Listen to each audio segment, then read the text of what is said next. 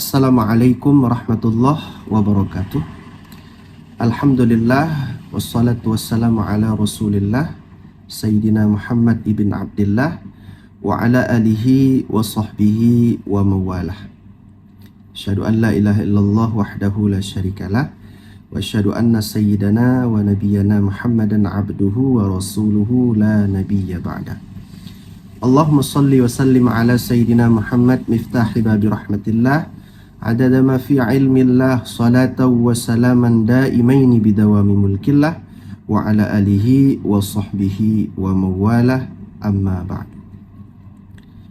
Kita bersyukur kepada Allah Subhanahu wa ta'ala di kesempatan kali ini Allah menjadikan kita sebagai penuntut ilmu, yang mana kemuliaan seseorang ketika dia berada di majelis ilmu. Semoga keberkahan untuk kita semuanya, amin ya rabbal alamin. Salat dan salam sama-sama kita alamatkan kepada junjungan alam Nabi besar Muhammad sallallahu alaihi wasallam, kepada sekeluarga, sahabatnya sekalian, para alim ulama, mutaqaddimin, mutaakhirin, serta ulama yang muktabar yang kami muliakan, kepada seluruh jamaah sekalian yang alhamdulillah bisa bergabung di majelis ilmu ini. Semoga Allah memberikan petunjuk hidayahnya. Semoga Allah meningkatkan ketakwaan kita kepada Allah Subhanahu wa ta'ala dengan semakin meningkatnya ilmu pengetahuan dalam kehidupan kita. Amin ya rabbal alamin. Insya Allah mulai dari hari ini kita akan membaca kitab Safinatun Najah. Semoga Allah memberikan istiqamah kepada kita semuanya. Hari ini, besok, hingga seterusnya kita bisa belajar bersama dan bisa mengkhatamkan dari kitab Safinatun Najah ini. Yang ingin bergabung dan mengikuti pengajian ini, tafadhal, silahkan untuk umum. Barakallahu fikum.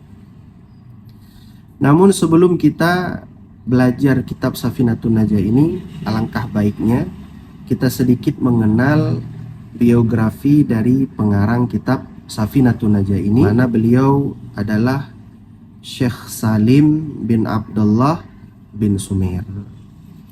Nasab beliau huwal faqihul allamah Salim bin Abdullah bin Sa'ad bin Abdullah ibn Sumair al-Hadrami asy-Syafi'i.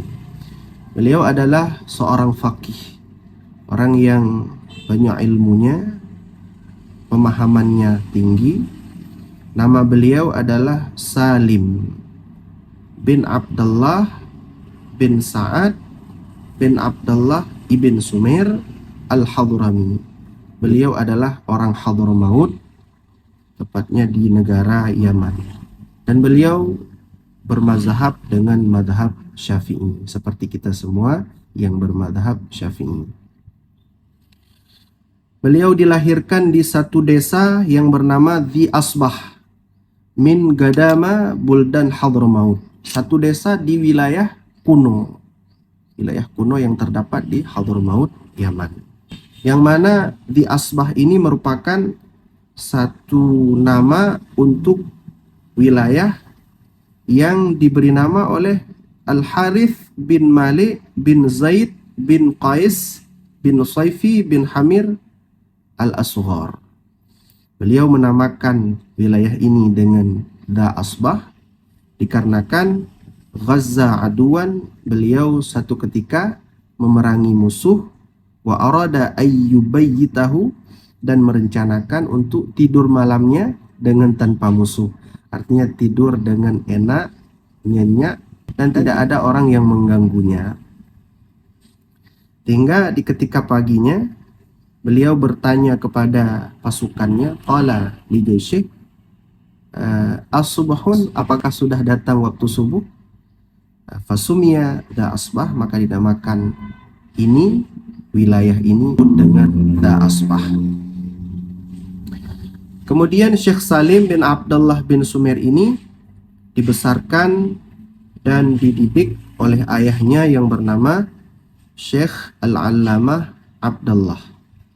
Ayahnya merupakan seorang syekh fadil, orang yang alim, Ketika itu ayahnya dipercayakan menjadi peradilan, orang yang memutuskan satu perkara di Madinah, di satu kota Hainin pada masa Sultan Ja'far bin Ali Al-Kathiri. Kemudian Syekh Salim mulai dari kecil beliau belajar Al-Quran dan beliau terampil di dalam ilmunya, ilmu Al-Quran. Kemudian setiap harinya sibuk dengan membaca Al-Quran hingga beliau dikatakan jadilah seorang muallim, seorang guru dan mengajarkan Al-Quran kepada orang lain. Wadarasal uluma ala jama'in minal ulama alladhi imtala'a bihim wadi Hadramaut fi dhalikal asar. Dan setelah mempelajari Al-Quran, beliau juga belajar al-ulum, ilmu syariah kepada ulama yang tinggal di Hadramaut pada demikian masa, yang tinggal di Hadramaut, yang mana ulama di Hadramaut banyak, bahkan dari dulu, zaman dulu hingga sekarang terkenal. Hadramaut merupakan satu wilayah yang tumbuh ulama bagaikan tumbuhnya tumbuhan di atas tanah yang subur. Ini merupakan doa daripada Sayyidina Abu Bakar As-Siddiq ketika beliau melihat orang Yaman, khususnya Hadramaut, dari dulu, dari masa Rasulullah SAW, beliau baik akhlaknya, tidak membantah terhadap syariatnya. Artinya setiap Rasulullah mengirimkan utusan ke Hadramaut, orang Yaman sedikit yang membantah. Bahkan dikatakan oleh ulama, salah satu wilayah yang tidak ditaklukkan dengan peperangan itulah Hadramaut, Yaman, khususnya wilayah Tarim. Maka Hadramaut ini dari dulu adalah wilayah yang banyak dilahirkan ulama, hingga Syekh Salim belajar kepadanya. Dan salah seorang ulama yang populer di ketika itu adalah Al-Habib Hasan bin Saleh Al-Bahar. Dan Habib Hasan bin Saleh Al-Bahar ini alladzi kana yan'atul muallif bil faqih Syekh Al-Anwar, juga seorang yang mensifati muallif, pengarang kitab ini, Syekh Salim, dengan faqih. Dikatakan oleh Al-Habib Hasan bin Saleh Al-Bahar ini bahwa Syekh Salim merupakan orang yang faqih, orang yang alim. Maka itulah kelebihan daripada beliau, bahkan bukan orang yang sebaya dengan beliau, gurunya saja mengakui ilmu daripada Syekh Salim bin Abdullah bin Sumail. Karena rahimahullah min ahli salah, beliau merupakan seorang yang baik akhlaknya, budi luhurnya, daimat dzikir, dalam kesehariannya selalu dengan berzikir kepada Allah Subhanahu wa taala, katsirat tilawah li kitabillah, banyak membaca kitab Allah, banyak membaca Al-Quran. Hari-harinya beliau sibukkan dengan Al-Quran, tidak sibuk dengan sesuatu yang tidak penting. Sibuk harinya dengan Al-Quran. Bagaimana kita? Kapan terakhir kita baca Al-Quran? Kemarin, minggu yang lalu, ataupun bulan yang lalu, ataupun tahun yang lalu. Dikatakan oleh Imam Syafi'i, kalau engkau pengen tahu seberapa dekat seseorang dengan Allah, maka engkau lihat saja seberapa dekatnya dia dengan Al-Quran.